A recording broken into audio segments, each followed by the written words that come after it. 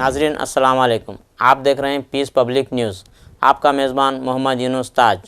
नाजरीन आज की ताज़ा खबर यह है, आज बतारीख 31 जुलाई 2025 को आज़मीन हज 2026 को जाने के लिए एप्लीकेशन फॉर्म दाखिल करने की आज आखिरी तारीख थी, लेकिन हज कमेटी के जानिब से तारीख बढ़ाकर 7 अगस्त 2025 तक की गई।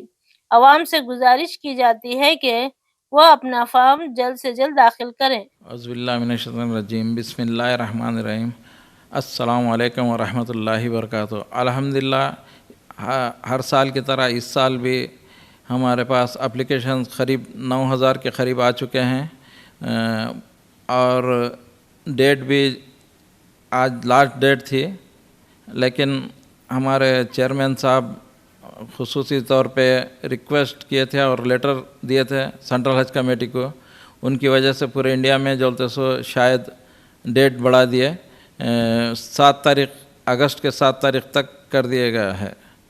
और आप जो भी लोग हैं लास्ट डेट मत देखिए, जल्द से जल्द एप्लीकेशंस दाखिल कीजिए। अल्हम्दुलिल्लाह।